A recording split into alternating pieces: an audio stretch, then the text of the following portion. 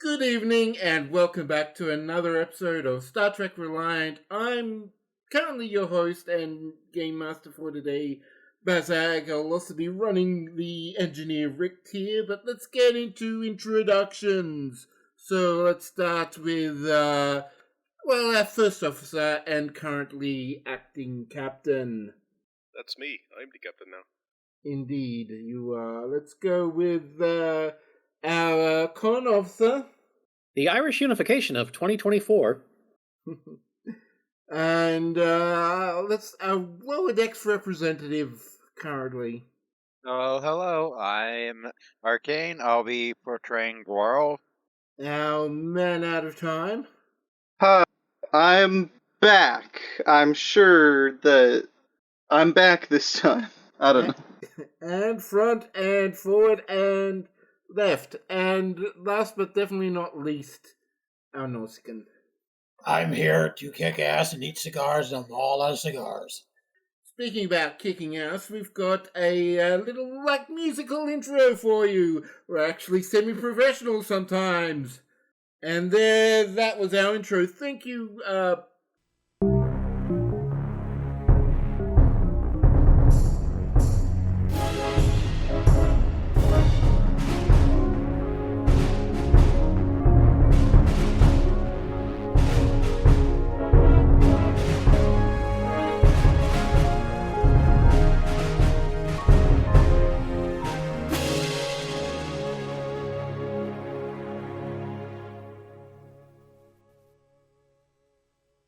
Bark Django Dango Bark. I can't really remember, but Bark Music for composing that little thing for us. But now, onto our episode for tonight. So, we start with the Reliant once again in warp, coming up to one of the exploration systems that are on its schedule. We're about 10 minutes or so from the system while we're walking towards it. So does anyone have any scenes they want to do? I'm going to take that as a no. So as the Reliant continues warping in, the system slows to a crawl as the streaks of light start to stop and turn into the pink pricks of light of the stars, and we are met by an unfamiliar star system. Initial passive scanners detect about 3 inner systems, an asteroid belt, and another couple of gas giants in the outer reaches of the system. The second planet appears to be Class M. Well, Captain, here we are. We're at the system. She squints down at her console. Some letters and a bunch of numbers. Ah, yes. My favorite system. Bunch of letters and a lot of numbers. Well, you know, sir, the astronomers are so creative. I mean, if we find anything fun here, maybe they'll let us name it. Depends on what we find as to what we name it, then. Anyway, second planet, I guess, is interesting. Take us in. Aye, sir. Kara puts the Reliant under impulse power towards the second planet. Yeah, so there's you're able to dodge the asteroid belts well and truly enough, and planets. There's even in a dense asteroid belt, there is still a lot of space, relatively speaking. There is not a whole lot going on as you approach the second planet, the M-class planet. Sensors are picking up an energy anomaly.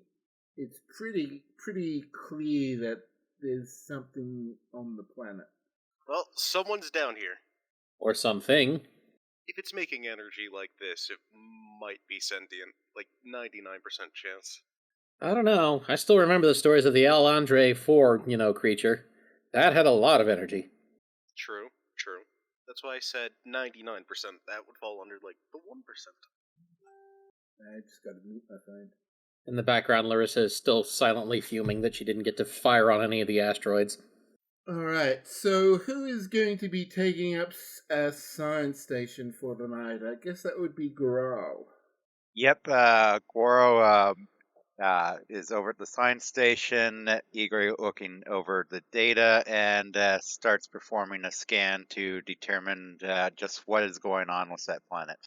Alright, give me a reason science check. Let me please. It's just /D20.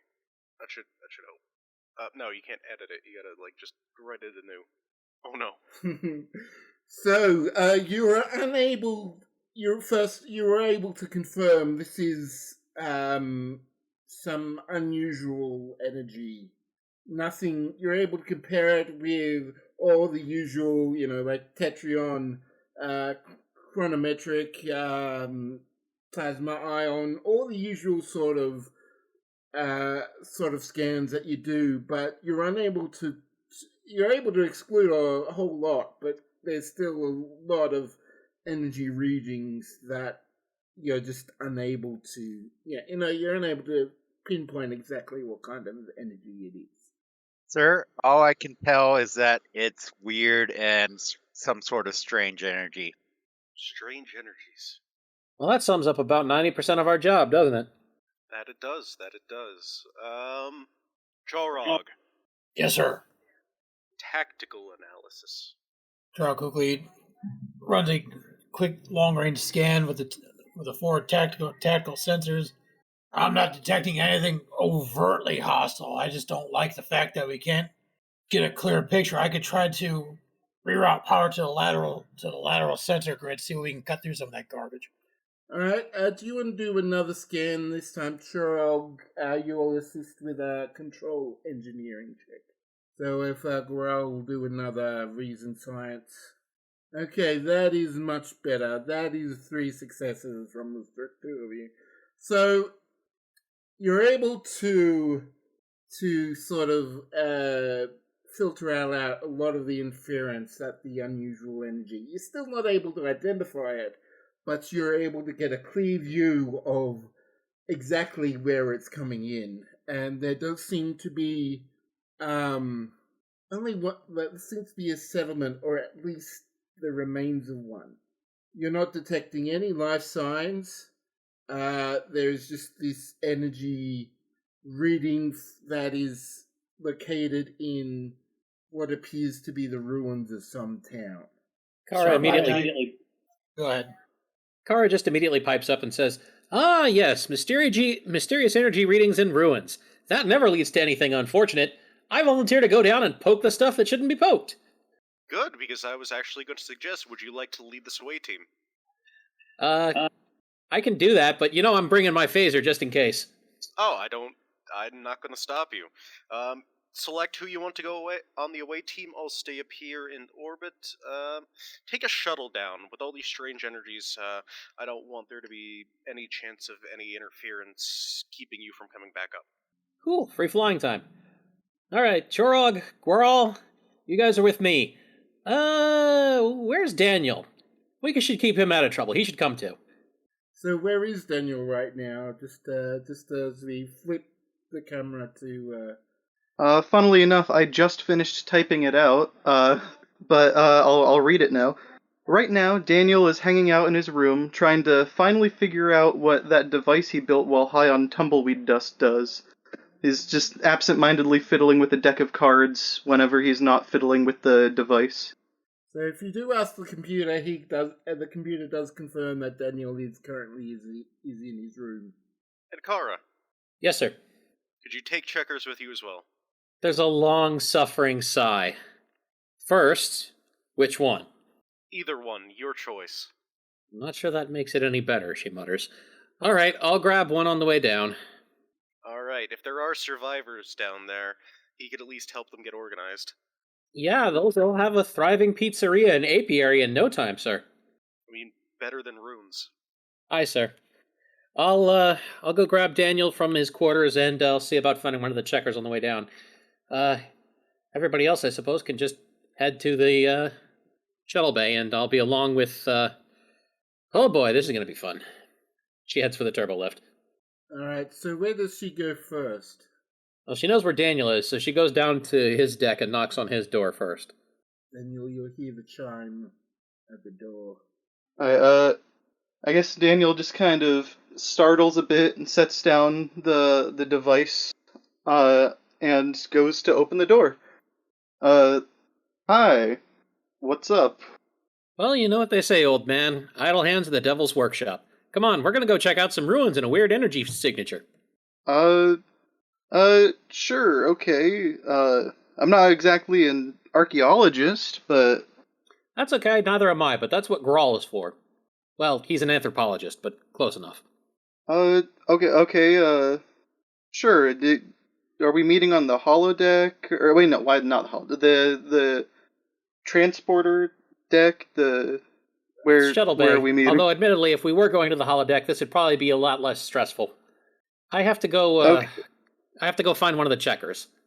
Is that the best idea? No, but the captain gave orders. All right, I'll get suited up and meet you. I never really thought of. Is it downstairs? Are we on the same floor right now as the shuttle bay? It's downstairs. Although in space, everything is relative. It is a higher number. It is a higher number level, which means it's like below you in terms of how standing works. Anyway, she kind of just stands out in the hallway and looks up. Computer, please give the location of the closest instance of Randolph P. Checkers. Nick, do you want to tell us where the closest Randolph P. Checkers is? DB, did you want to let's do an insight engineering or science roll to see if you can figure out what your little device does? Sorry, I need to close and reopen Google Drive because the character sheet decided to stop being open, or to stop working. Let me, just a second. Whoops. There we go. Okay, so it was Insight Science, you said? Yes. Okay, you do know. We're gonna hold on releasing that because I think I need to discuss with Duncan specifically that before I actually give any firm answer, but for now we will say that you do know and it's time related. But that is as far as Radical. I will go for now. With that, but we'll chase it up another episode. As far as everything else, Nick, where is the closest Randolph P. Checkers? They are both located in the same spot. Not the same exact spot, same room. So, which room would that be? In a would-be empty cargo bay. Alright. It is not very empty. There are many life signs there. Kara listens to the report and sighs and simply says, well, at least it's not the Jeffries tubes. And she heads off to the turbo lift. You're gonna wish it was the Jeffries tubes. So, is it... Am I right in thinking it's going to be loud, or at least noise leaking out of the cargo bay when, Yes, Kara... there is cheering. There's cheering and screaming and the sounds of engines. So you hear that, Kara, as you approach the cargo bay.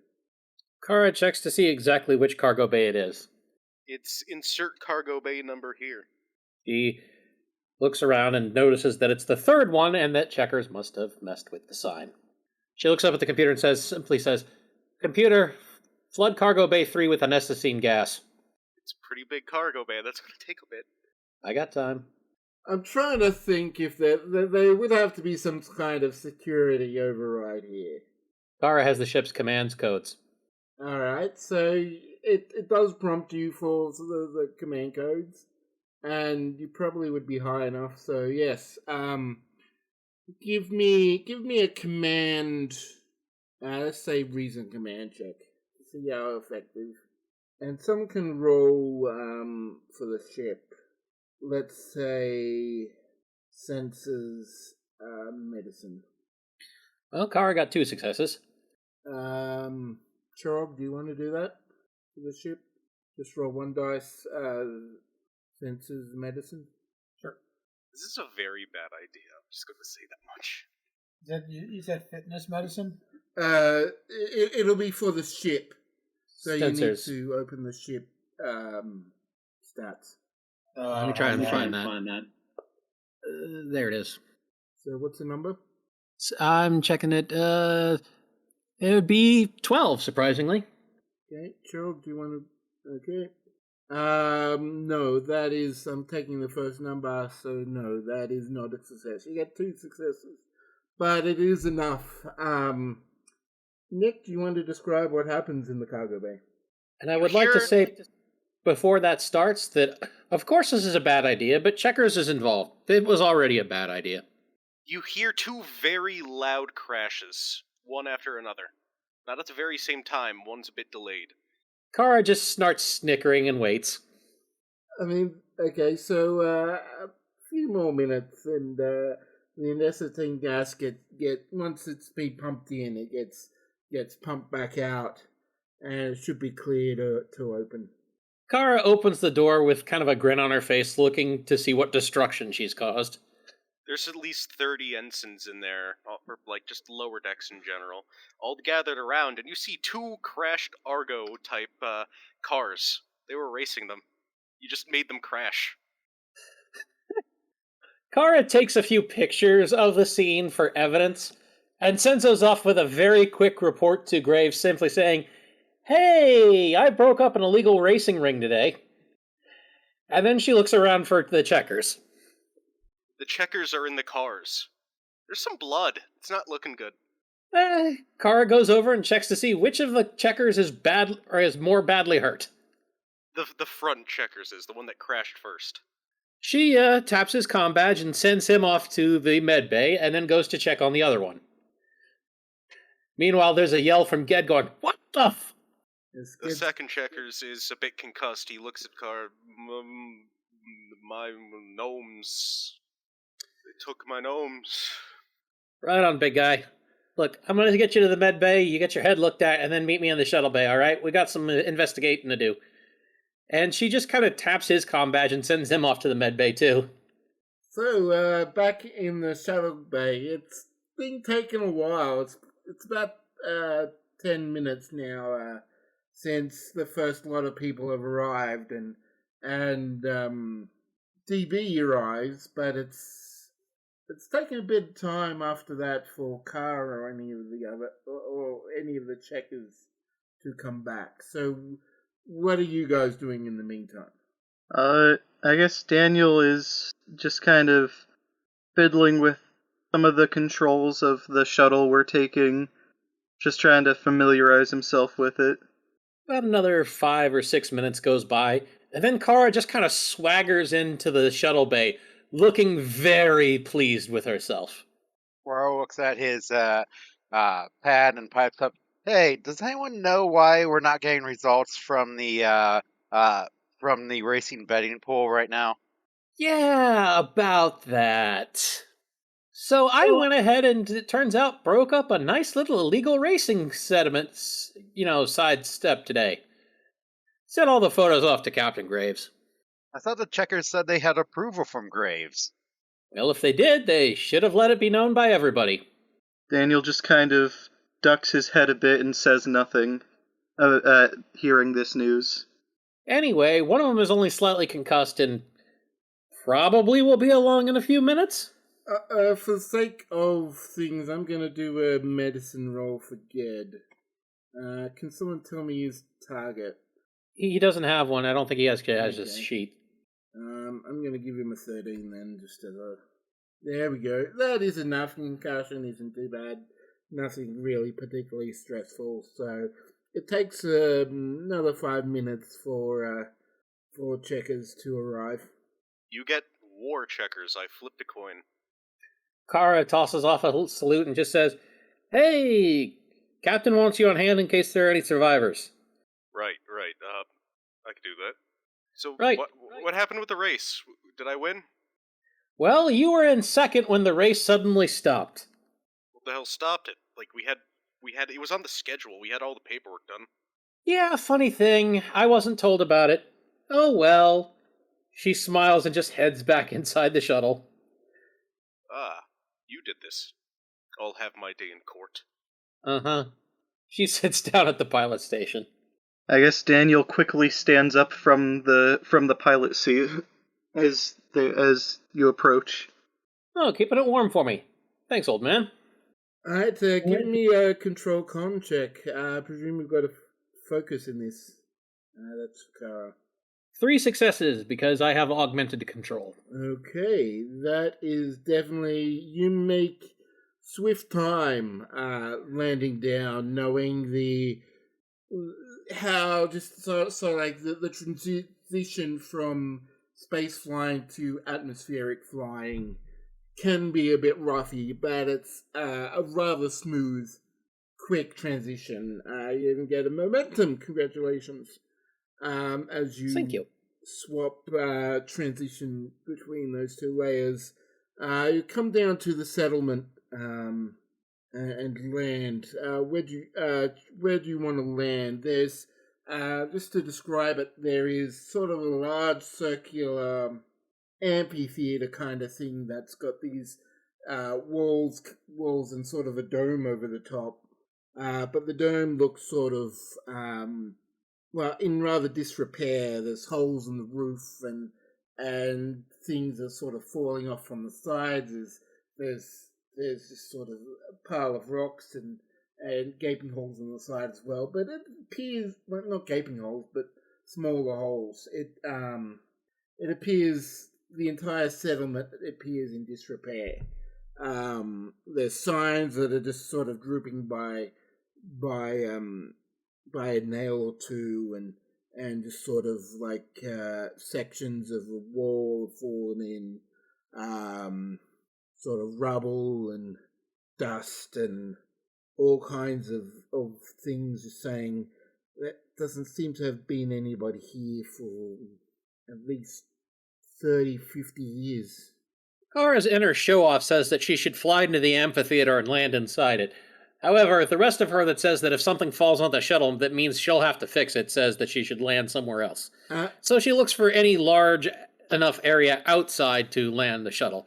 She's probably not going to go for the outskirts of the settlement, but rather just someplace in it to make the job easier. Yeah, so the settlement is sort of just one big main road that is definitely wide enough for the shuttle to land. There's buildings on each side. She swoops down on the shuttle, buzzing just above the ground, and slows the shuttle to 88 miles per hour before stopping and landing. Alright, so everyone sort of gets a really good look at the settlement. It is part wooden, part stone, part metal. There was definitely a capable civilization here before whatever happened. Kara punches in a few commands, shutting down the engines and locking out the computer as she opens the door, and she simply says, "All right, everybody remember where we parked." I'll go secure the perimeter. Quirrell gets out and surveys the site. Can he tell anything from the general construction of the buildings, of what type of culture it might have been? Okay, first let's start with Chirog's initial security sweep. So give me an insight security. Okay. If we seem to be taking a long time, audience, we would just like to say that Majel has been in a mood today. Yeah, like a lot of that time is going to be taken out just by the way I've edited it. I'm editing it. So a little sneak behind the curtain for you listeners. Yeah, Majel is grumpy. And so Churog, you pick up a lot of small rodents and creatures of that nature that seem to be scavengers. Nothing that appears to be approaching or threatening. No signs of anything large enough to live or have made this settlement. The buildings are about designed for a 5-foot humanoid, so they're more small. They're smaller than normal than baseline human, but they do seem very much humanoid, and you're not picking up anything remotely similar. Though, as you do look, those bones. Trog is looking around. He finds bones of some description. He's not sure if it's a part of the culture that was previously here or what it was. Motions for Grawl to come check it out. Hey, Grawl, I found something for you to come scan. Check out these bones. Meanwhile, Checkers is eating some chicken wings and throwing the bones on the ground. I was about to say, also, meanwhile, Kara is standing in front of the doors and simply saying, "Finally, something sized for me." Also, Daniel is just trying to get a lock on that energy signature he was told about, because none of this looks like it's emitting energy right now. Okay, so let's go back to Growl. Growl, give me a reason science for your first sort of initial, examination of the buildings to see if you can get an idea.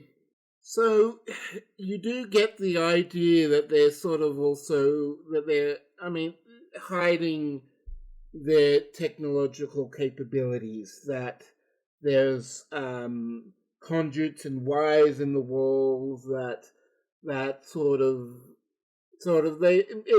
appears far more agrarian and basic than it truly is. You get the sense that it's sort of like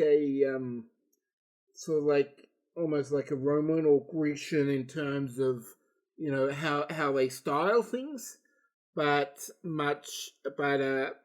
almost sort of could be equivalent to Starfleet in terms of actual technology that it's available. As for the bones, let's do a insight science as well. All right, another. There has been some signs of fossilization here. So this has been about maybe 60 years in a low water environment, that it the bones start to calcify and take the dust, the sand almost that's there, and fossilize. It's whatever this civilization was. It's been dead for a bit of time. Interesting. Looks like we've got something that's similar to Greco-Roman. Does anyone know if Magna Roma was around here at some point? Kara just kind of shrugs. Trog looks at Kara like, "Don't look at me, I don't know." As he goes to turn around, he stumbles over something kind of concealed in there. What the hell? He bends down, picks up an odd-looking rifle of some description, with what looks like a compressed air tank on the top of it and just a smooth barrel. Hey, Checkers, come check this out. So as you pick it up, the tank has actually been ruptured. So it's still there, but there's a lot of rust, there's a lot of weathering. It's not in any way, shape, or form usable. What is it with you and weapons? You literally seem to trip over them every couple weeks. I'm fertile. You know what? I'm just not going to... What do you think? Potato gun? I'm not going to question this. Some kind of pneumatic gun, perhaps. Yeah, that's what I was thinking. Loaded with potatoes. I mean, it looks like you load the barrel with some rock or something, and the compressed air shoots it out. I mean, here, I don't know if you want to try to restore this thing. DB, can I get you to do a reason engineering for me? DB. Might be fighting with Magell. Last couple times I've tried to roll, Magell has just gotten... Yeah. No, sorry, I had to swap over to my character sheet, and stuff was loading and stuff. Okay, that is enough. It is a bit... You're scanning, the energy does seem to sort of suffuse the area, but you're able to pin a higher concentration of the energy at the amphitheater. So it sort of, what you detect is sort of covers the entire town, but the amphitheater is the source of it. Well, now I'm double glad I didn't land there. I've got a bad Well- feeling about strange energies on a stage. Yeah, well, unfortunately, that doesn't stop us from having to go poke it. That's being an explorer for you. Oh, if you guys make it feel safer, I'll go poke it. I don't know that it would make me feel safer, but I'd probably be more entertained. Wait, what is it? Yeah, sorry. Kara looks over at Checkers and simply says, "So the strange energy is coming from the big theater. Go figure. Oh, the world's a stage. And all the Come men on. and women merely players." Come on, check Daniel is now checking just to be sure that whatever this energy isn't dangerous, like radioactive energy or anything like that. I mean, if you want to, at the moment you don't know, but if you want to use the momentum as a obtain information spend, then you can do that. I mean, wait, so I can't like try and analyze it with the scanner or anything?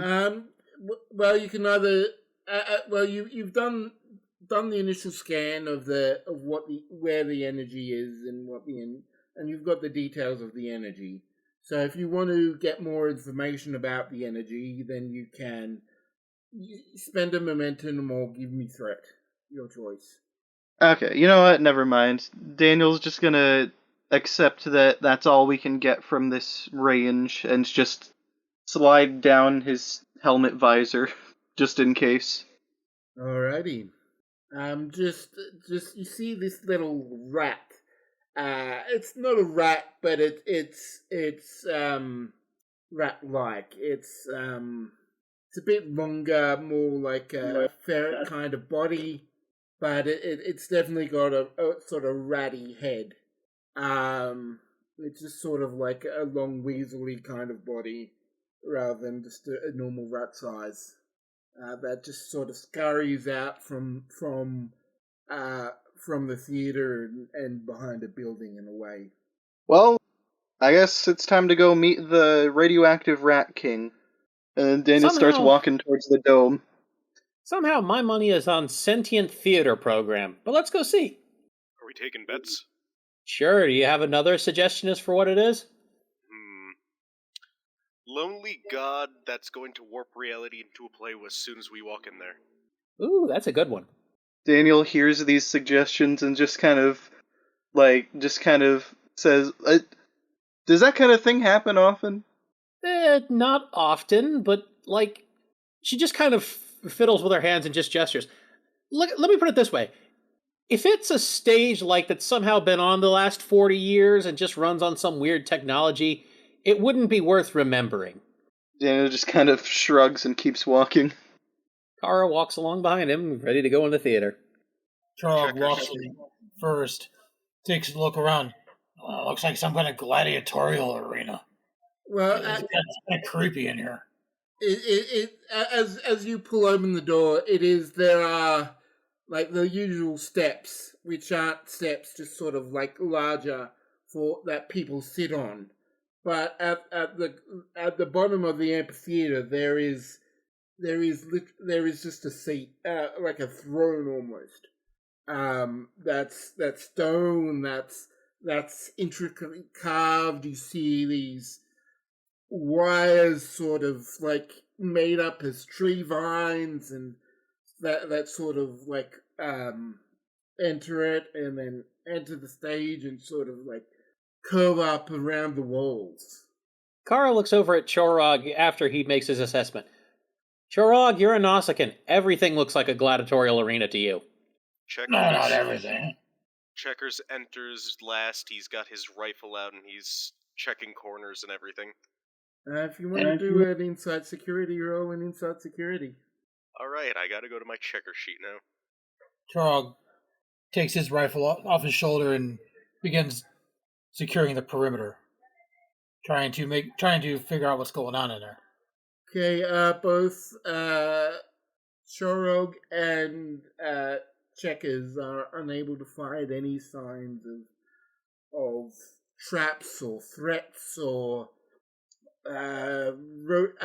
unusual rodent space kings or any signs of any presence, really. We're all noticing the Vine wires, sees if he can determine where they go. So most they just sort of like go up the walls of the arena and sort of stop. Those are the ones that you can see. You likely think there are other wires that you can't see, but the ones that you can actually see that are visibly connected and made up as lines, those ones just sort of go up the wall and end. Kara, meanwhile, is walking down the stairs and getting out her tricorder to try and scan the throne up closer. So who wants to get possessed first? You know, I was really thinking about just going and sitting on it, but I thought maybe I should scan it first. Alright, so, Kara, give me a reason, science or engineering on this one. 2 successes. 2 successes. So, this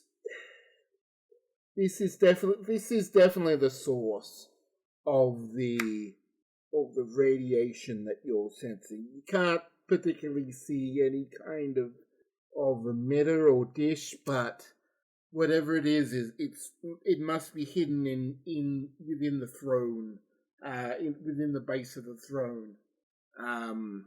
You detect some not EPS conduits, but that's got to be some kind of power source, and you detect some other kind of wires, not wires as such, but that's what they seem to be that go beyond the amphitheater and outside. There is a faint resonance that you're not quite sure of, though. Kara nods and simply looks around and says, "Yep, no idea what it is. But it's in the middle of an amphitheater, so I think it couldn't be that dangerous, could it?" Possibly, possibly not. Depends on what type of shows they were showing. Although this kind of reminds me of Deus Ex Machina, literally like the crane or special effects they would have on ancient Roman shows, where something would come in at the very end. Well, so long as it's not an actual electric chair for public executions, I think we're probably okay. Maybe it's Daniel just kind of uses his hand to wipe the dust off of the seat. Are you volunteering to go first? I don't know. I just it was dusty. Take a seat. Okay. And Daniel just kind of makes sure his suit is well secured on himself, and just kind of tentatively sits down. As you sit down, you hear these words all in your minds. All the world's a stage, and you are all the players.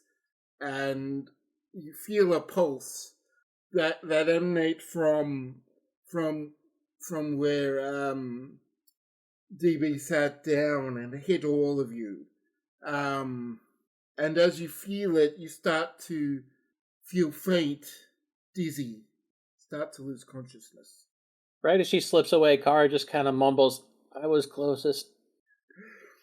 Checkers, before he's passing out, he screams as he fires his rifle on fully automatic into the air. "He stole my line!" Okay. You all... Sorry, go.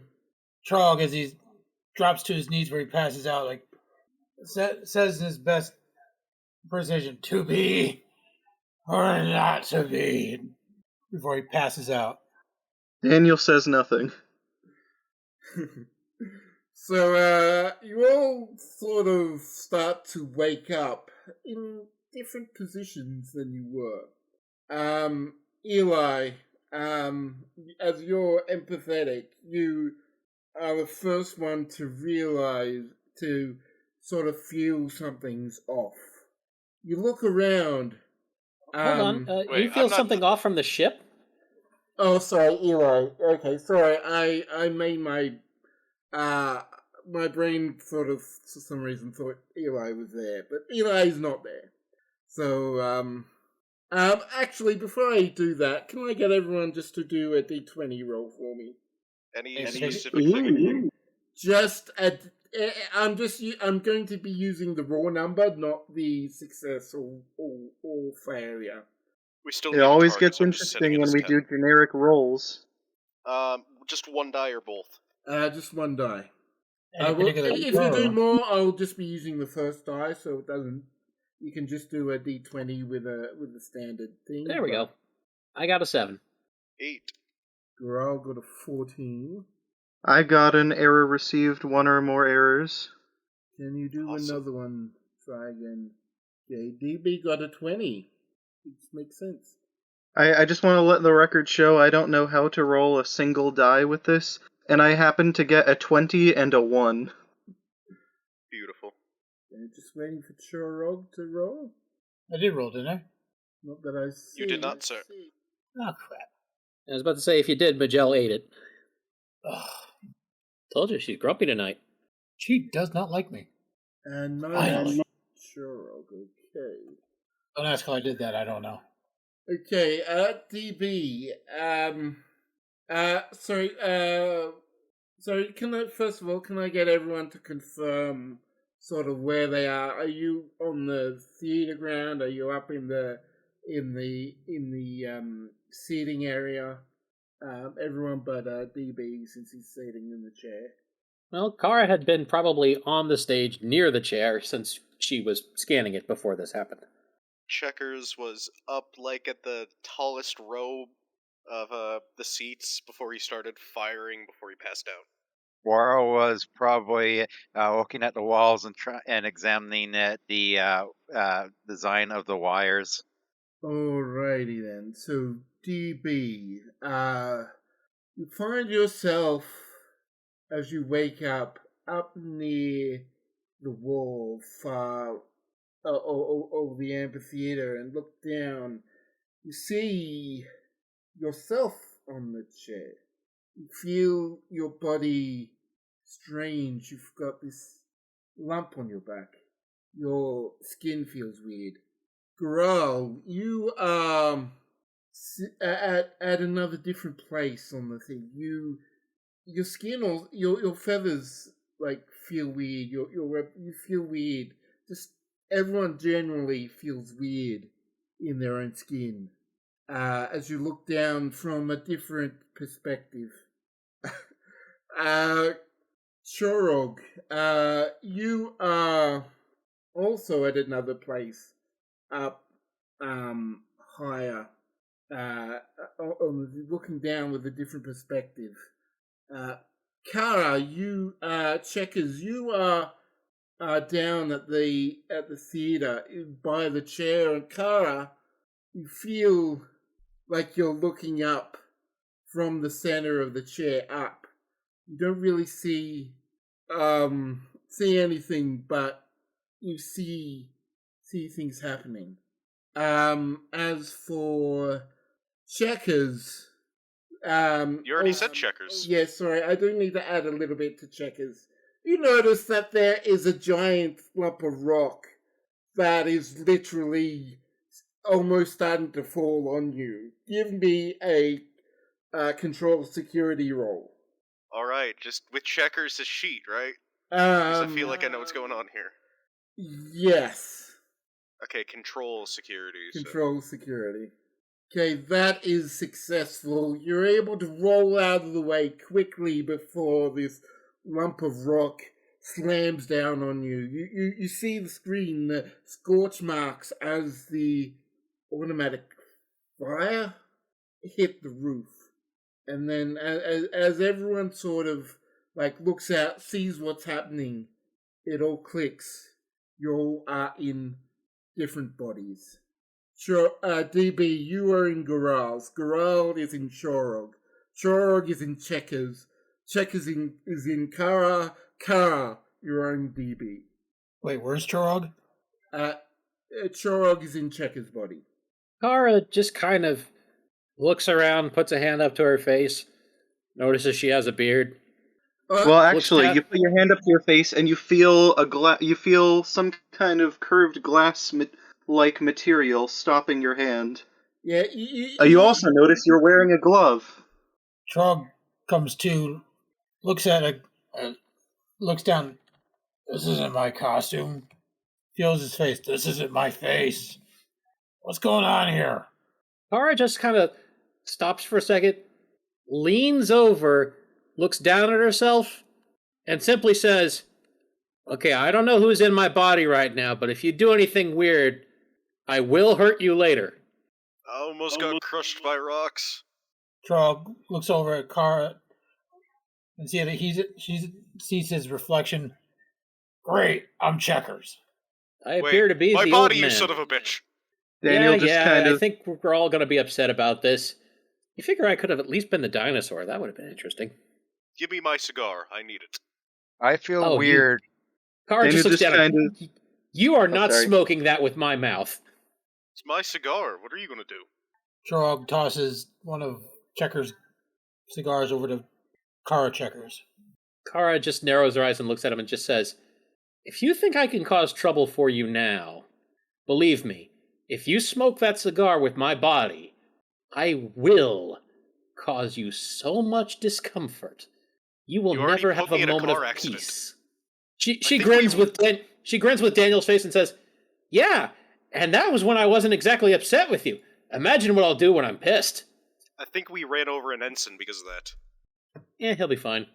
While this conversation has been going on, Daniel's just kind of been, like, fixated on his own body being in front of him, just kind of, like, shakily walking towards himself. Just, yeah. Checkers Alright. munches on the cigar. Oh, we need Growl's reaction to being Trog. Goro tries to walk forward, but falls over, not able to walk without grokking how to walk without a counterbalancing tail. Kara just stares. "I am going to hurt you so bad later." She fumbles around on the suit before finding Daniel's comm badge and clicks it.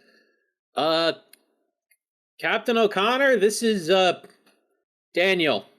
Sort of. Hello, Daniel. What's up? Yeah, so about that energy source, it looks like it scrambled all of our minds into different bodies. Okay, so who am I actually speaking to then? This is actually Kara. Okay, By who's this you point- then? I need to write this down so we can get this sorted. Kara looks down at her own body munching on a cigar and just says, "Checkers, who is currently eating a cigar with my body." Oh, sorry. By this point, so how Daniel did the has derby go? By this point, Daniel has reached himself and just kind of grabs Kara by the shoulders and starts kind of shakes her a little bit, going like, "Give me my body back, please. I don't like this." Kara's just shaking back and forth and just goes, "If I could give it back, I wouldn't be here." Trog Daniel Checkers tries looks to- over at DB and says, "Oh, and my body gets sort of younger. Gonna get it." Daniel tries to pull Kara out of the chair. I'm gonna have to get 2 rolls from you, DB. One, let's just say control security. Let's just use your stats for now. Just to make it easier. Oh, Let us all be thankful for the ping pong balls that Grawl usually wears. Or not ping pong, tennis balls. Otherwise, somebody would accidentally get clawed, you know it. Goro tries to stand up, and several guns fall out of Trog's pocket. Hey, don't lose those. That would be 4 successes to pull Kara in my body out of the chair. Okay, so that was just sort of like you getting used to the body. As you sort of, because this is Turns out DB is a natural born dinosaur. yeah. So can I get a daring security check from using Goral skills versus DB skills. Karar chooses not to resist, so it's just Okay. Chorog, or not Chorog, it's just, yeah. Okay, so DB, you're able to pull Kara/you off the chair. Daniel the dinosaur immediately sits down in the chair, waiting for something to happen. Nothing. Kara, happens. meanwhile, just kind of falls onto the floor and just goes, ugh, this thing is heavy. Daniel just kind of looks around a bit and just kind of starts banging the armrest of the chair, just like steadily getting more and more panicked.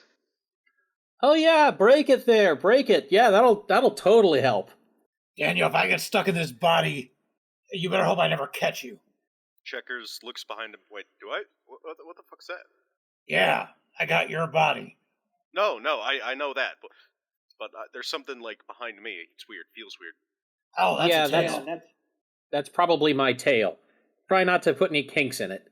I wonder. Checkers tries to use the tail to hold his cigar. It's not that prehensile. Damn it. Alright, first things first, I think everybody needs to calm down, let's get our bearings.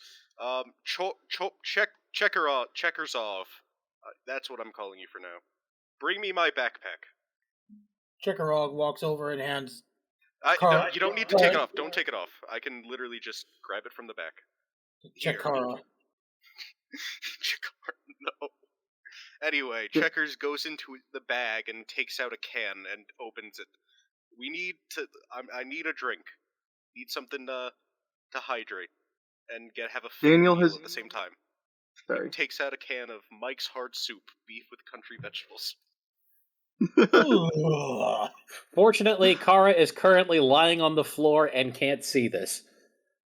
Daniel has given up on percussive maintenance and is now attempting to climb the wires and trace them back to their... just follow where they lead to see if something broke after the swap. Chickarog is just standing around and makes like a sniffing motion, looks down, ooh, cigar, and begins chomping on a cigar. Do you want something to drink while I'm back here? Now, what do you got? He digs into his backpack and hands Chorog. There you go. Oh, it's like you know me. Oh, wait a minute. Grolog, toss me one bottle of venom. Okay, Goro Inside tries to. my coat pocket. Goro looks in the coat pocket and pulls out about 7 knives and 2 guns before he finds a bottle of venom. Here you go, and he tries to toss it over.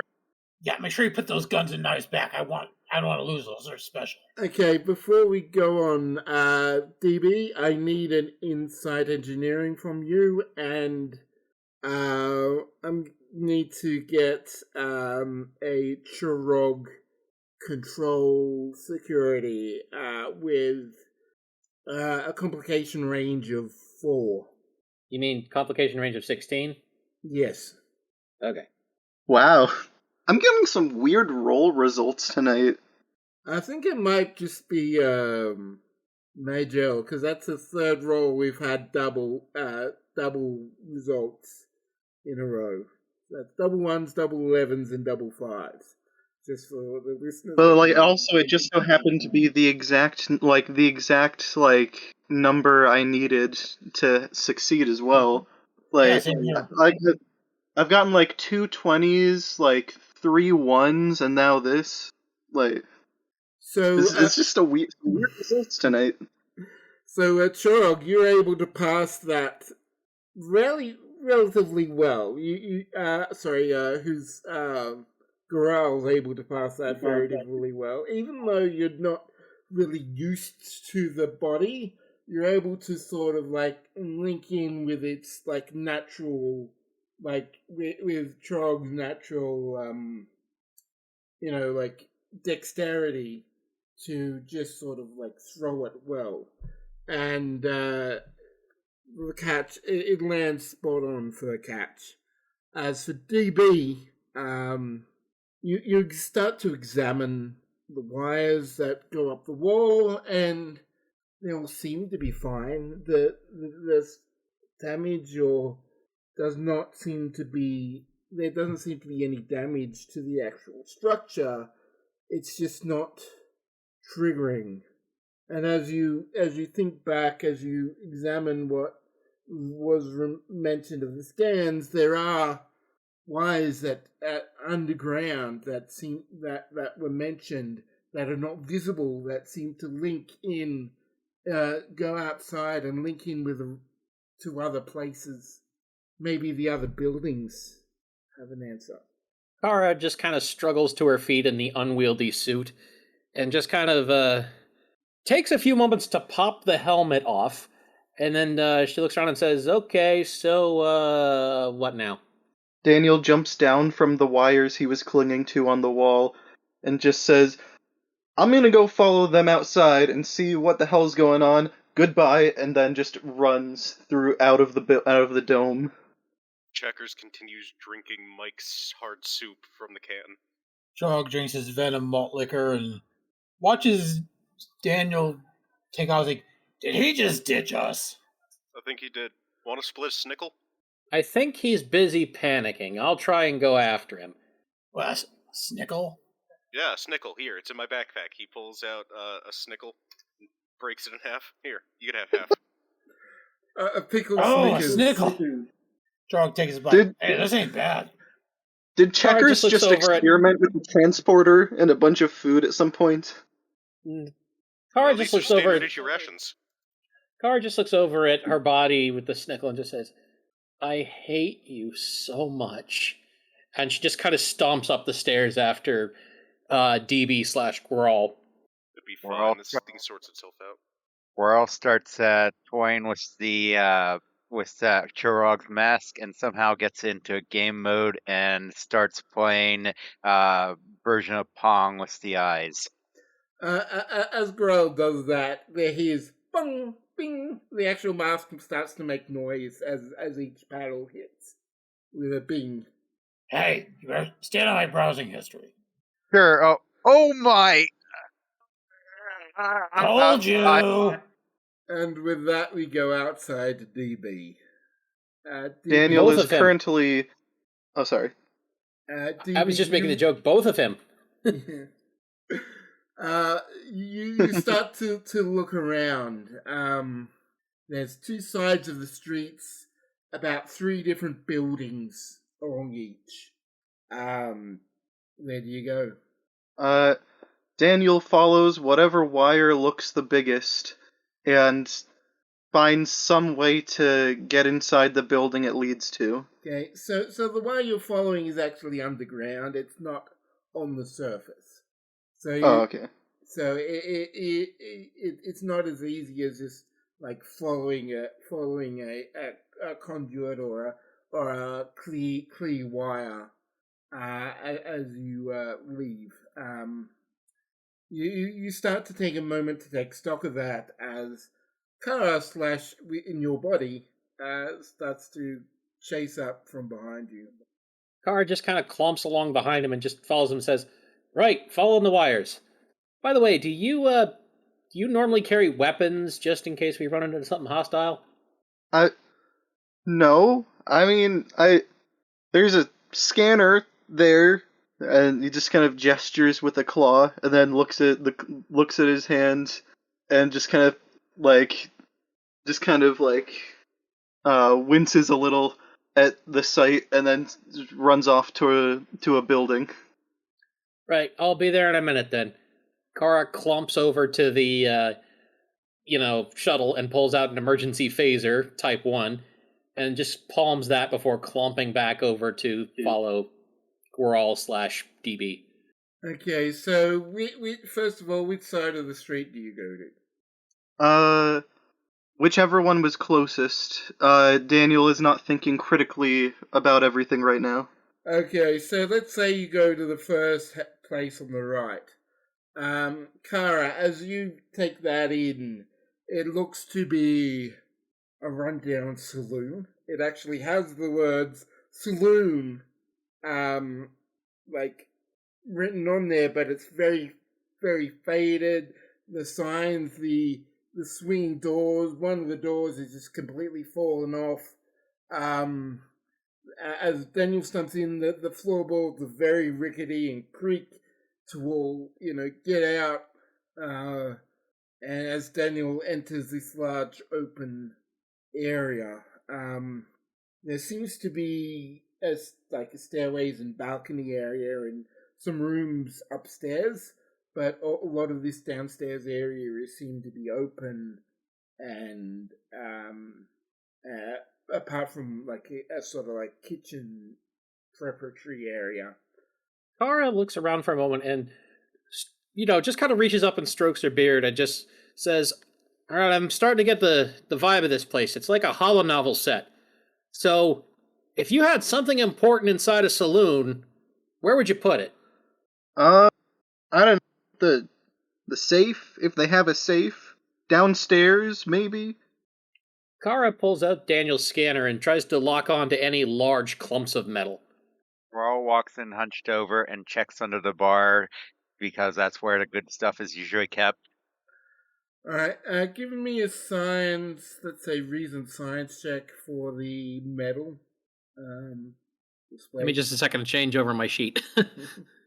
While the scan is happening, Daniel is just kind of pacing a bit, glancing over the bar, and just kind of looking around. Okay, I'm sorry to make you repeat yourself, but what skill was that again?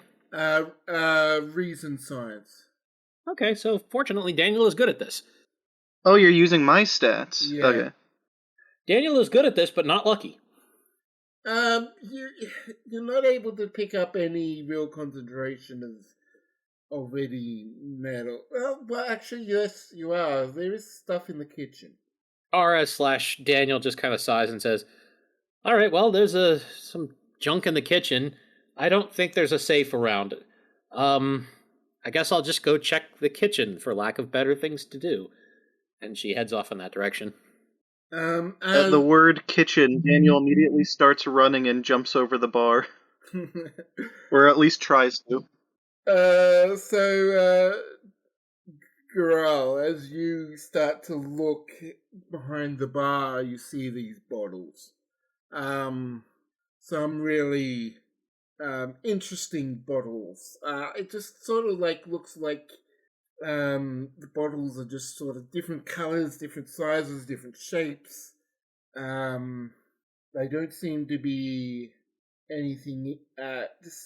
Is there water inside them? Or you're not really sure what is inside them, though. Could be water, could be something else. Raul tries to pick up a pad and instead pulls out a gun and tries to scan using the gun. I mean, it doesn't take long to say, I'm actually got a gun here, and you can't get any information through a gun. But you're able to lock onto one of the one of the bottles.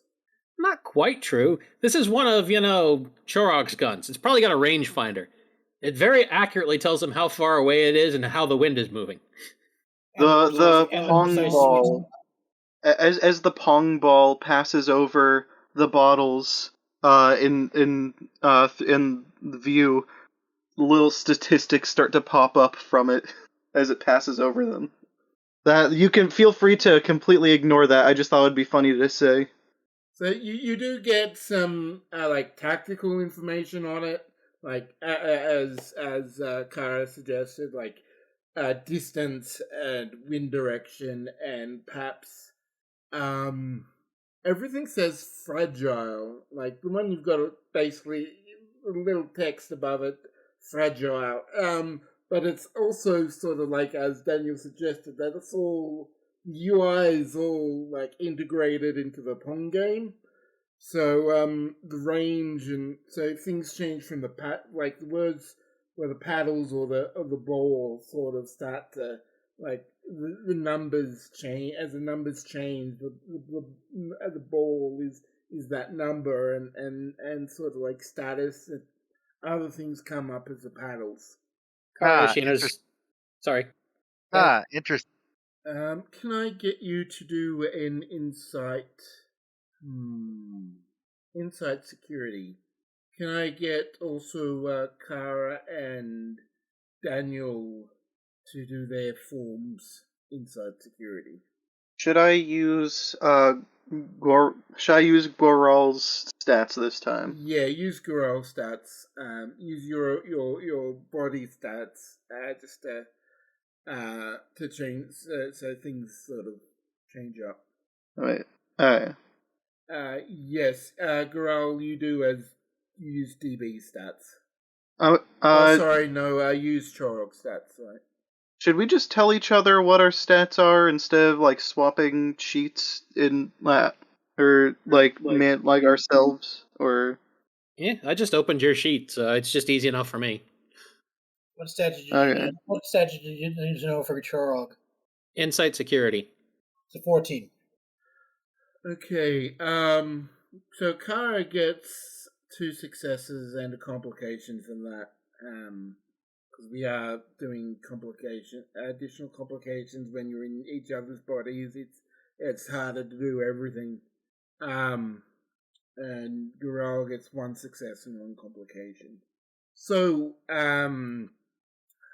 let's go with Kara first. I'm trying to find the sheet. Kara first. There's a layer of dust all over the place. There's remains of what could have been food at one point, but no, it doesn't seem to be anything of any particular interest, except for a knife. Kara looks at the. You said inside security. Inside sorry. security was the role. Sorry, I didn't mean to interrupt. Kara looks at the used to be food, takes the helmet out from under her arm and plops it back on and locks it back down. And then, still having nothing better to do, she goes over and inspects the knife.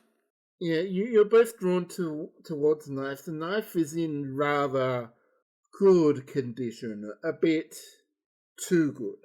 The other pots and pans, they all seem to be rusted, seem to be in at least like the handles are sort of rotten or collapsed or some kind of damage has been done, but the knife that you found is a bit rather too perfect.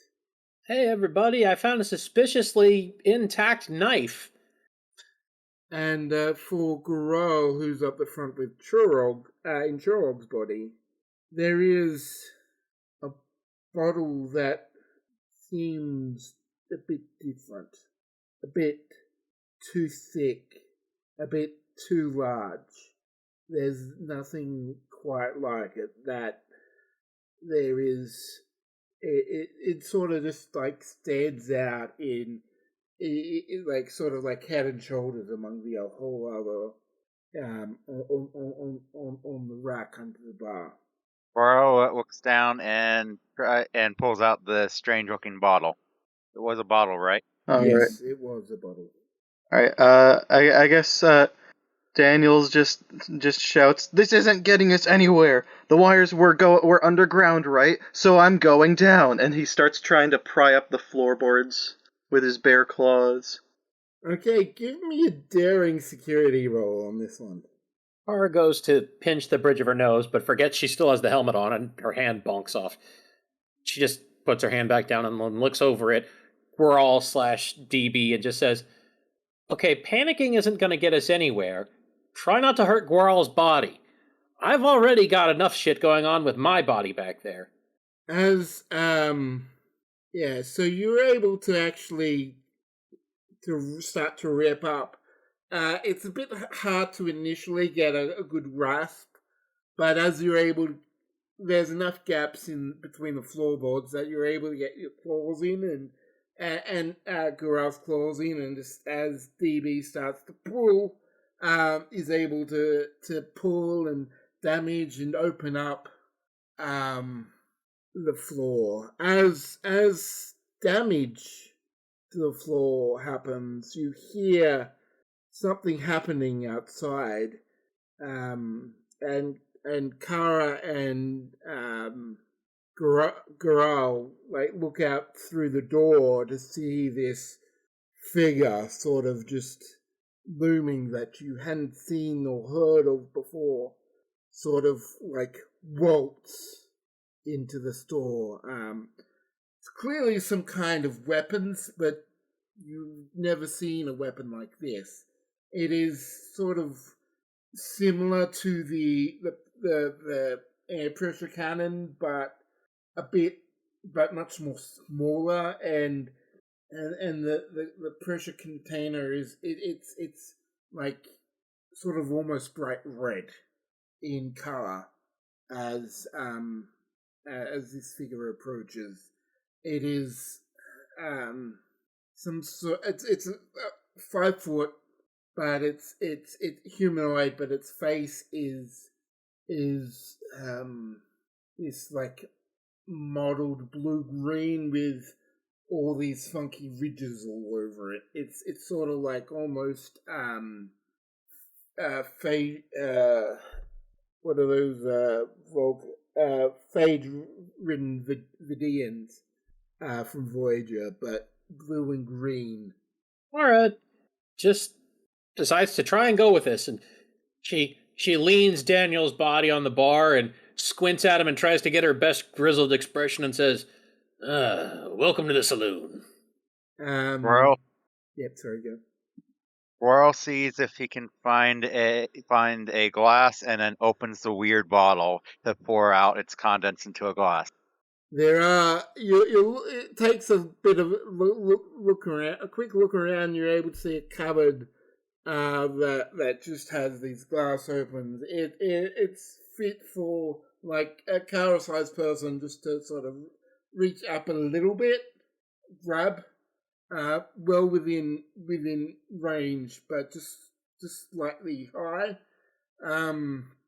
Whereas DB, you're still sort of digging into the ground, and apart from some rotten straps, you're not actually. There is this under the wood. There is some kind of film that you're starting to see that you're having a bit of trouble with.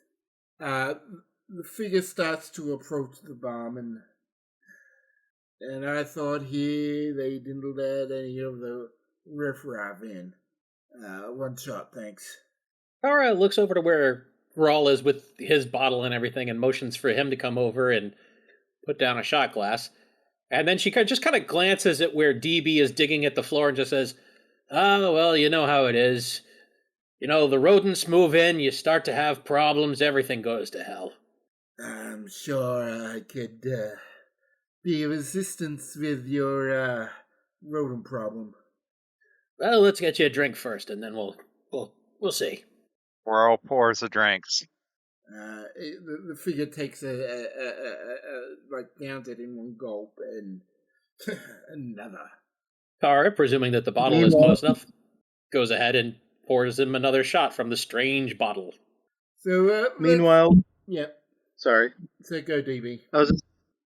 Daniel has managed to calm down enough to realize that just kind of digging at the ground isn't doing anything, and they realize that this weird film being under the floorboards is just, well, it's weird, and so they just kind of try and take one of their claws and just kind of just like try to like poke through it. As you start poking, And maybe it's rather resilient. You're even with the claws, and if you were, it just either pushes into the ground or doesn't really deform at all. Daniel's science brain is starting to make him a little more curious than panicked. So he's just kind of not fully calm, but mostly calm at this point. All right, let's go back to the amphitheater with Chorog and Checkers. What are they doing while the last few minutes has been filled with shenanigans at this saloon? Drinking and snacking, just sitting around and not doing much. Okay. So we return back to the saloon with the man just sort of taking the swig of the second lot. Well, it's been a bit of a harsh day out there. And yeah, I get a thirst for some bounties. Do you have any current bounties that need to be done, or have I already dealt with all of them? So there is a bit of stuff going on in the chat. Daniel does go up to get his scanner, trying to not draw a lot of attention, and Kara's able to pass it to him. Is anything else going to happen? Yeah, sorry. I didn't want to interrupt because it sounded like you guys were having there was a conversation that was. Yeah, I mean there wasn't any he was sort of waiting for a response at that time, so Yeah. Go ahead. Okay, so yeah, I guess Daniel just kind of walked up, grabbed the scanner without saying a word, and walked back to the hole that he's made, and attempts to use said scanner using claws to figure out what the film is. Okay, give me an insight, engineering or science roll. Still using Guaral's stats? Yes. Use your counterpart stats for all rolls unless otherwise mentioned. Okay, so you said insight, engineering, or science? Yes. Okay. I'm using science for this one. Okay, that is 2 successes. So as you scan, you're able to detect the wire coming in. It does seem to be coming from the amphitheater, but as it comes in, it sort of flattens and spreads out. And this is actually the film. Is that the wire turns into the film, and then goes tendrils of this film wire thing start to go throughout the building.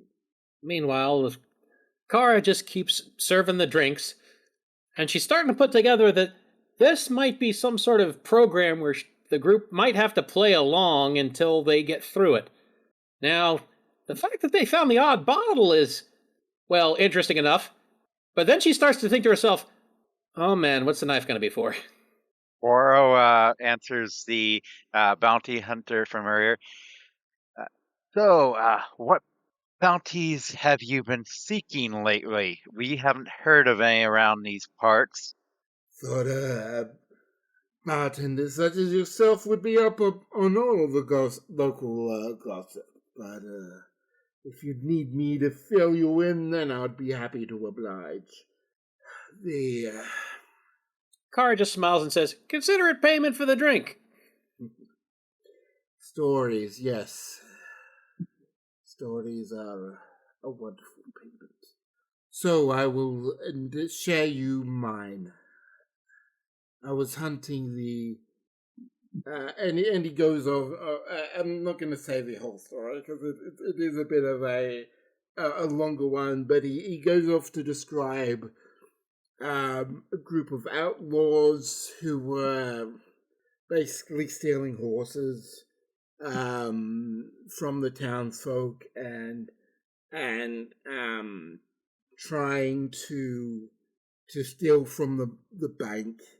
And just sort of cause a lot of problems in the day-to-day life of the people around, threatening and stealing and doing all that kind of stuff. And he tells a story about how he tracked them down and then ambushed them at night. Kara just kind of listens to the story, and it's just, in the back of her mind, gears are turning, but the problem is she doesn't know how to continue this scene forward just now. So if you have any other suggestions as to another bounty that might be on offer, I would happily engage. So, what has been going on that needs my help? In the back of Kara's mind, there's just a big flashing sign that says, "Feck." I am not sure, but I've heard tales of rodents of unusual size around here. You heard anything about those? Ah, yes.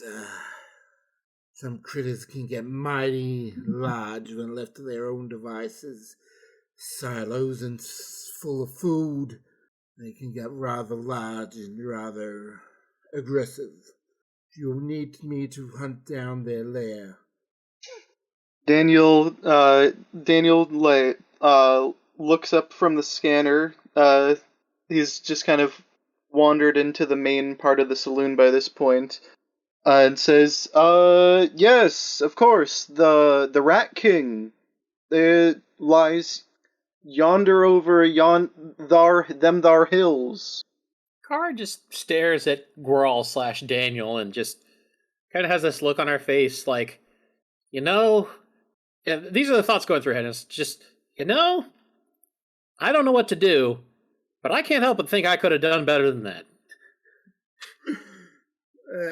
The guy sort of like nods and sort of stands up to go leave, but he pauses as the shadow starts to fall in from the door, and there is this giant sort of like 5 foot long with tall, long-bodied rat creature. It features enhanced, like beyond sort of ridiculous. Almost this sort of like black whisker and gun sort of like draping down his sides. As this starts to happen, Kara turns Daniel's head to look at Grawl/Daniel and just fixes him with the worst ever stare. Dino Dan just kind of looks up at the Rat King, back at himself, Kara as himself, just back and forth a couple times, and just kind of has an epiphany all of a sudden. Oh dear, and just says out loud, "Oh dear Lord, it's a yes and protocol." Raro looks under the bar again to see if there's any wine and or a cheese plate he can bring up to serve the Rat King. There isn't really any cheese. Anything that was actual food or remnants has been has faded beyond. You could there is a plate that you could put stuff on, and maybe if you say it's cheese. Kara just looks at the Rat King and just says, "Well there, stranger. It's been a bit of a slow day, but I see we've had 2 customers now in short notice." You know exactly who I am, and you will give me what I want now. Not this bounty hunter of yours will not stand in my way. Calm down a spell. I reckon I'm not quite sure what you mean. How about you refresh our memory, good sir? He goes on to talk about some previous encounters, quote unquote, that you have had with him, according to the story of this whatever's going on. Seems to be sort of making it up on the fly. For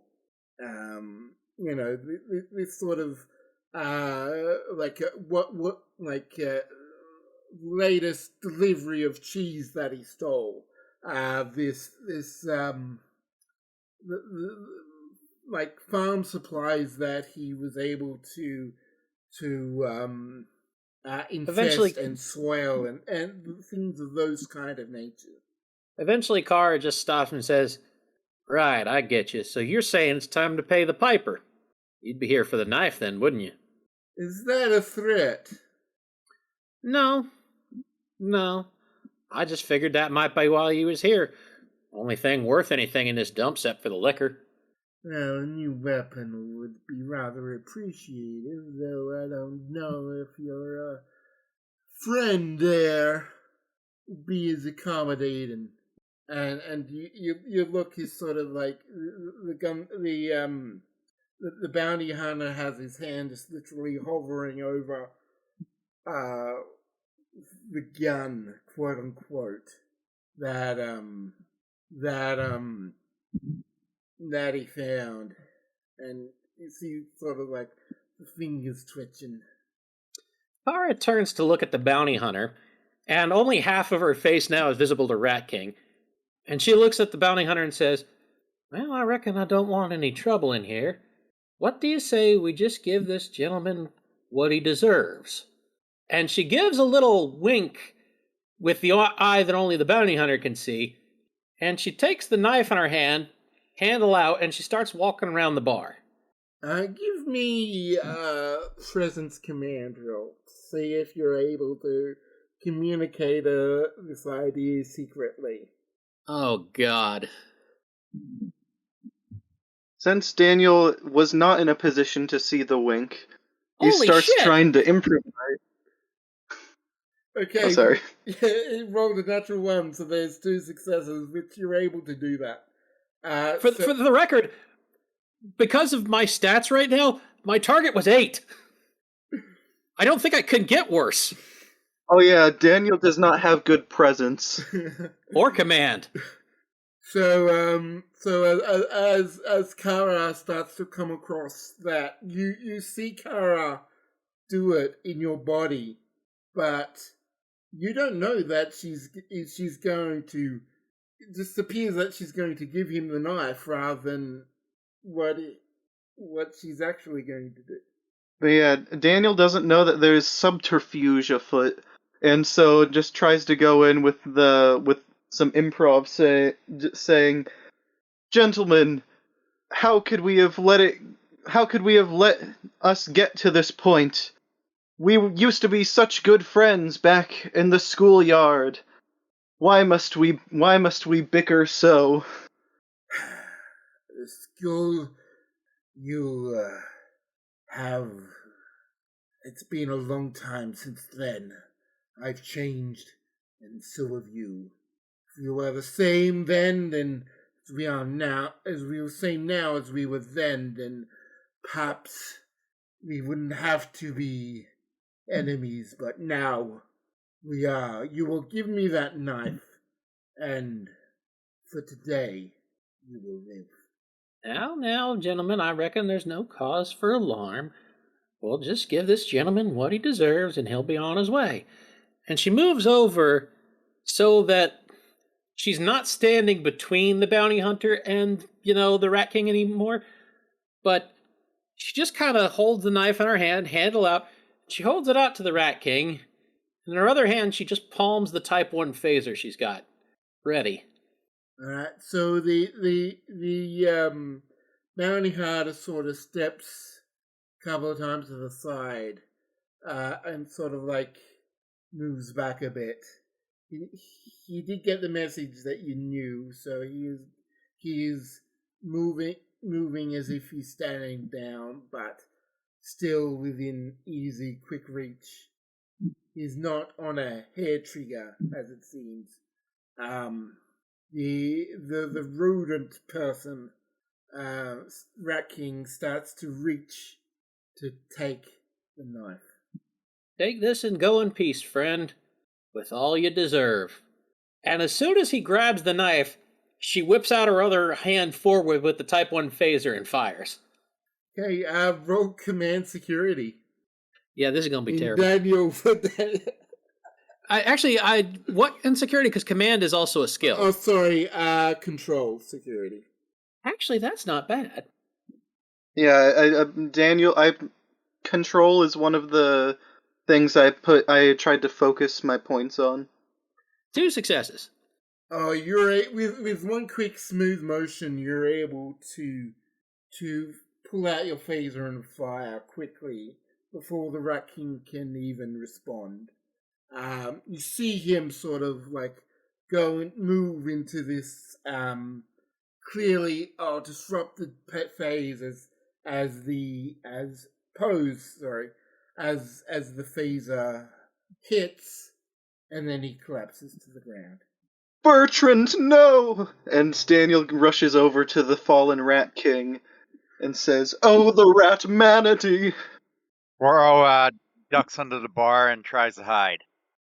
Kara, meanwhile, just turns and grins at the bounty hunter and says, "Well, I reckon he got what he deserved, don't you?" I reckon he might.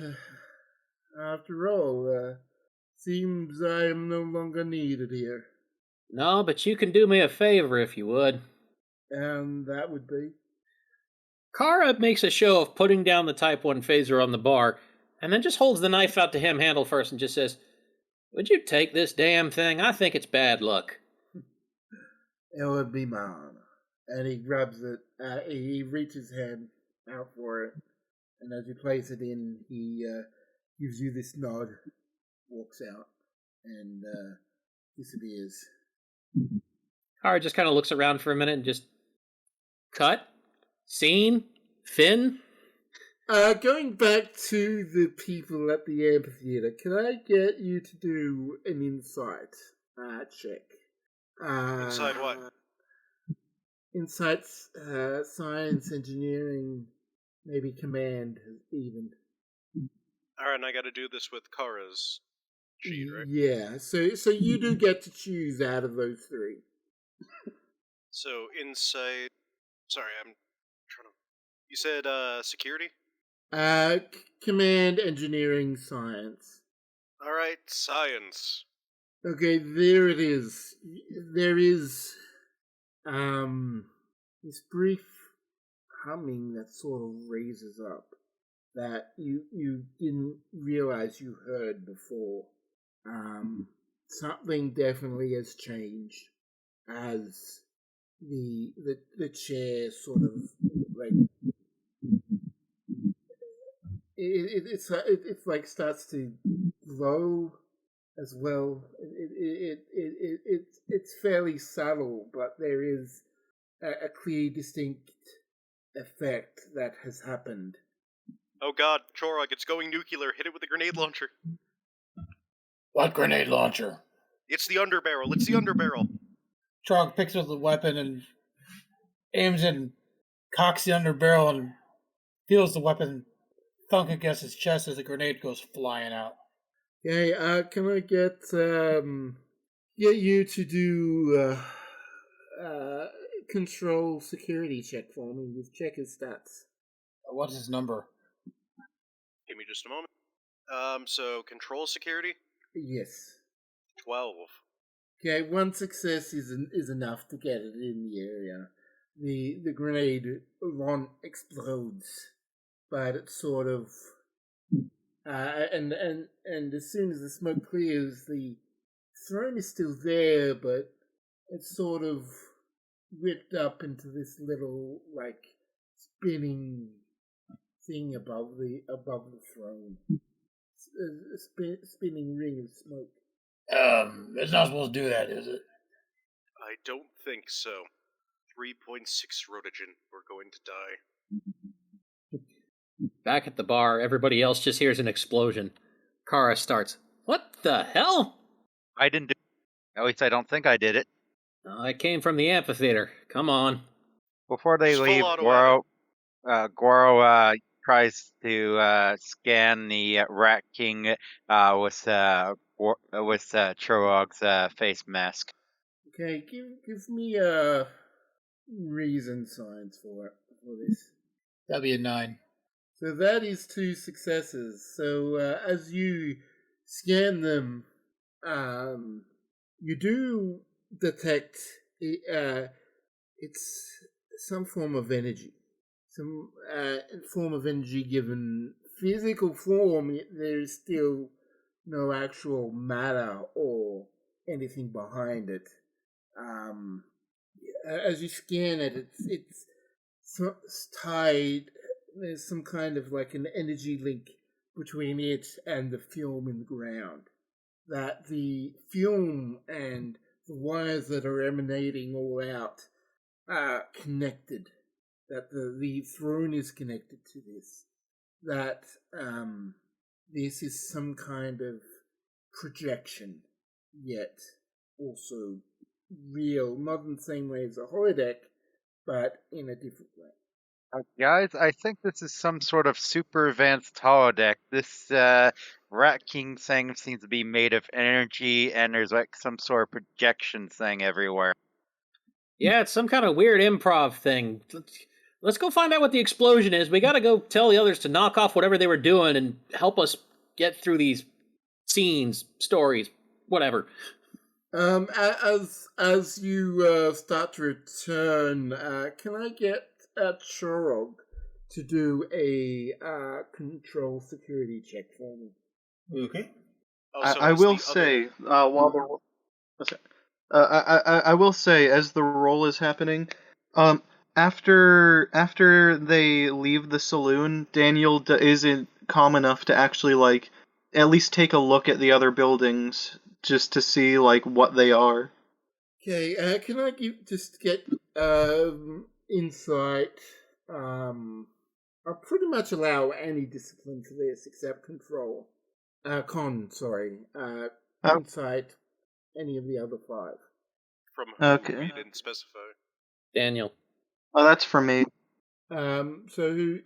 Daniel's in Garal's body. So what's the best number for DD for that roll? That would be science. So I will roll a 15.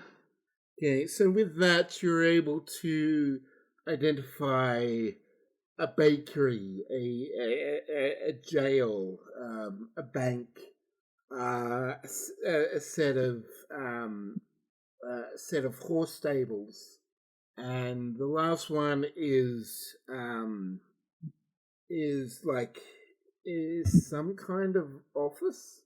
But he's not able to really clock anything more than that as Daniel's rushing back to the amphitheater. Though as with the going back there with the response to the grenade going off, another large fragment of the roof of the amphitheater starts to fall, and as everyone comes rushing in, they're able to see not Chorog, Chorog in someone else's body, definitely move out of the way as it lands with a thud directly in front of them. Kara looks around to the new rubble, to the smoke and everything, and just yells, "The hell did you do?" Checkers points at the chair, yelling at Chorog, "It's going full demon core! Hit it with the full auto!" Stop! No, it's a puzzle, okay? Growl up, I have an EMP grenade. That's a nuclear bomb? Stop! Nobody do any weapons! You want to blow it up? Okay, look. We figured it out. The whole thing, us being players, this is some kind of weird improv set, alright? I think I figured out what we need to do if you'll calm down. Each one of these buildings has some sort of story we gotta come up with. It looks like when you go inside the building, you'll find an item or two. You have to use those items and the building to tell some sort of story. I'm guessing if we do that in every building, we'll get our goddamn bodies back. So don't blow up the throne. So, Any questions? Now then. You do all notice the spinning halo of smoke above the throne. Oh, that don't look good. Told you, it's going demon core. If it is, it's because you shot it, idiot. Was it doing that before you blew It it was up? doing that before we shot it. I'm guessing that smoke wasn't there before he shot it. I'm saying that out of character. And I'm saying, I have an EMP grenade, we'll shut this whole thing down. Good idea, good idea. If you do that, we might be trapped like this. So, how about we just stop and follow what seem to be the rules for this place? And if you're just gonna go ahead and abuse my body and want to fire off explosions, both of you do that outside at least. If that throne gets broke, we're probably all fucked. No, we're not. I don't mind it here. Chorog, don't you want to be tall again someday? I am tall. Are you Check calling me me short? tall. Alright, that's it. Wait, I didn't how want to tall do is this, but I'm pulling rank. I'm ordering you to not to fire on the throne with any weaponry of any kind anymore. Damn. Oh, all right. Taking all the fun out of it. Look, if you go into one of those buildings, I'm sure you can come up with a story that'll let you blow something up. I mean, hell, I just Is had everyone to here shoot a fami- weird rat ferret thing.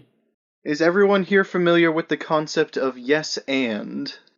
No. No, but Okay. Kara just points to, Chorog / Goral and says, he gets it. Yes, and. Hey, that's not a nice thing to say in Noskin language. Question. Okay. So, sorry, you go. Question. Yes. Why can't we just have, one of the Vulcans fix us? That's what they're called, Vulcans. They can do the mind thing. Hey, I don't want no Vulcan in my mind. True. Wait, what's this about Vulcans, like, doing mind stuff? They What's can a do Vulcan? mind stuff. They're pointy ears. Like they got green blood. Are we DB, talking? Okay, You've so we're probably not seen a talking couple about of a them robot. around the ship, DB. Kara just turns to Well, Chorog / Goral and just says, I think we might be on our own. Goro, says Chorog, feeling a bit tired, absentmindedly sits down in the throne. Wait, don't do that. Oh, no. It's floating. And as you do, you all start to fade out again, lose consciousness. You feel the same pulse. Ah, no. fuck. Oh, Not again. do this. And you soon wake up again and look down. You're in your own bodies. Kara immediately rolls over and just starts vomiting heavily. Snickles was- always come out worse than they go down. Trog wakes up and begins penning down. Let's see, that knife's there, that knife's there, that gun's there, knife's there, knife's there. Okay, we're all good. That was simpler than I thought it would be. I thought we'd have to do the whole town. I think they got tired of us. I say we do the whole town from orbit. Kara would respond, but she's too busy puking up all the horrible things that Checkers did to her. Oh, look, Goro, I'll him up. Goro walks over and performs a medical scan on Kara. She has eaten several things Daniel that are not walks safe for over. Ibby. And there's been a lot of alcohol. Daniel walks up and pats her on the back and says, "Thank you for not doing anything weird with my body." She manages to stop heaving long enough to simply say, at least one of us had some respect. Checkers grins and crouches down. You crashed my favorite car today. She just looks at him, and like there is pure hatred in her eyes, and she says, I will fucking end you. I'd like to see you try. I think we can just now add on to the character sheet, Kara's quirk, absolutely loathes Checkers, wants to murder him. Which one? The war one. You gotta specify. Can we start calling that checkers chess? No. Okay. Anyway, someone else is going to have to fly back. Kara's incapacitated. I'll fly us back. I'll be all right. Rock, paper, scissors for this. Daniel stands up and goes in for the rock paper scissors. How about Okay, rock I guess paper scissors? How about rock paper scissors cluster bomb? Cluster I don't know that variant. If you want to try and randomly do it, just give me a d20 roll, and whoever gets the lowest d20 in their first number slot will win it. Applications being weird. Oh, I got a 1, so... Yeah, I was about to say, it looks like Daniel won. Hold on a second. It's not. Goddamn it, Oh! We got another... We could tie. Oh, I thought you got a... Oh, sorry, the Discord UI with the who's talking bubble showed you, and I thought you also got a 1 for a second, but it was just my your picture next to my results. Never mind, damn. Okay. Majel would not Okay. work there. Alright, so DB run that roll off with a 1. So, DB, can I get you to do a control con check? CONN. Okay. This is the first time Daniel has ever piloted something that wasn't a ground vehicle. So At least he's in his own body this will for be it. fun. Take all the swerves. Okay, I just got back to my own character sheet. What was it? Control what? Con. Okay. And that is surprisingly, the ship is rather intuitive for you, Daniel. You haven't. He did study the controls earlier. Yeah, you did study the controls, so you had that. But I mean, that was only like a few minutes. Training these things can take a while, but using your previous experience, perhaps, some other kind of, let's say, temporal shenanigans that might have been involved that no one knows of, you're able to do a really smooth transition. Not as good as Kara's job. Kara was almost perfection. I mean, wouldn't have been a spilt drop of any open container drink, but it was still pretty magnificent, and managed to as you move in, you're actually able to. Oh, right. I need to slow down, prepare, and then as the tractor beams will take hold and place us down, you're able to, just sort all that little finicky detail out that you just simply weren't used to. Once the tractor beams take hold and Daniel doesn't have to do anything anymore, he stands up from the pilot seat, just kind of leans against it, just goes, "Ooh, all right." Does anyone want some finishing scene before we end for tonight? No, but if we're not leaving the shuttle bay, I can tell you that one of the things that happens under the credits is a group of medical ensigns show up with a stretcher for Kara. I know. Anything else happening from anyone? Checkers. Sorry, you further. Trog is talking with Checkers about getting a good, healthy supply of those Snickles. Those were good. I make them daily. I pickle them myself. It's a garlic dill. These are delicious. I'd like to get some more of those. And some more of that pickle beer. I kind of like that stuff. All right, ask and you shall have. Well, you gotta pay too, but asking helps. Hey, I got plenty of platinum laying around. And that's why you're one of our favorite customers. Indeed. I guess after we arrive, Daniel goes over to talk to Gural and just says, "I hope I didn't mess up your claws or something. I'm not really, yeah." Nah, just dirtied my feathers a little. My claws are kind of strong. And also, Captain Sir, do you think we should put a warning beacon in orbit, or would that just attract the Ferengi to build a theme park out of this place? Are you guys on the bridge? Are you asking? Because you said captain, and I'm like, wait, hold on. Eli's not there. Oh, sorry, I thought we were back on the bridge already. Oh, no, that's why I was asking, are you guys on the bridge? I mean, we can be. If, Okay, if you guys are on the bridge. Let's say this is a bit later, and Daniel went up to the bridge to talk to Gural. Okay, cool. Maybe it's best we just sort of find a discreet way of, lock a photon torpedo in that town. I don't want to see it anymore. Yes, sir. Wait, what? But sir, that's an we shouldn't just archaeological site. destroy it. I mean, it's dangerous, and Ferengi's probably going to build a theme park. I mean, we could, who knows if there's anything else left on that planet to tell us about who built it?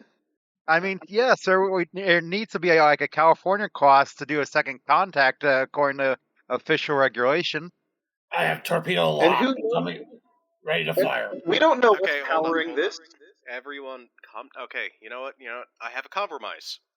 Phaser blast the goddamn amphitheater. There, everything else survives. Yes, sir. That's the brain of the whole operation. Look, do we want people switching bodies and then coming to us because they see that we surveyed it and complain about us because we didn't warn anyone? And if we warn people, Ferengis are going to build up a theme park. So, well, how about we just don't? How about we just don't let them zoning? How about we just don't zone it for industrial use or something, or for commercial use? Moon just turns around in his chair and says, "Actually, since we're the first person exploring the system, Starfleet has all rights to the system. The Ferengi wouldn't be able to build here. You think that's going to stop them? But fair point. There's got to be something we can do. All the more reason to turn it into a smoking crater. Why do you all want to destroy things instead of learning about them? It's dangerous. Every time. Moon turns around and just says, "Look, I'm not explaining it to the Admiral if you guys do that." Okay, here's my final thing, and this is my order. Chorog, I want you to take the ship phasers, and I want you to basically burn a trench around it, so at least, if somebody's on foot there, that'll keep them out for a bit. Make it deep, like, I don't know, 10 feet deep. Just burn a trench in there. Yes, sir. Target locked. Around the town, not in it, around. It's around. Don't worry, I'm not going to blow anything up. Give me a control security check, please. While this is going on, Moon just types into his panel and sends a message to Grawl just saying, "Yeah, go ahead and launch a warning satellite while they're busy burning a hole in the ground." And Daniel, after hearing... Oh, I'm sorry. You go. I'm sorry. Grawl rolls his eyes and preps the warning satellite while they're just burning trench in the ground. Alright, so that takes care of the first part. Second part, let's fire a Class 2 probe and fit it with an interference field so no one can beam down directly there. Prepping the probe now. Okay, so I'm not going to make anyone roll for this. You launch the probe. You do detect the interference field. Around it, it doesn't seem to be affecting the town itself, just the space around the town. So theoretically, you could teleport within the town, but not between the town and somewhere else. Alright, and lastly, let's leave the beacon there. There's a little bit of solution for everyone. Thank Moon you. just kind of looks at Grawl and just looks back at Captain O'Connor and says, "Oh, well, you know what they say, sir. Anticipate the command and all that." And congratulations, you have successfully already deployed the warning beacon. So with that all sorted, I think that's where we should end it for today, since it's getting rather late. So thank you for joining us. Don't forget, we have our email, reliant@starbaseudc.com. And I hope you all have a good day.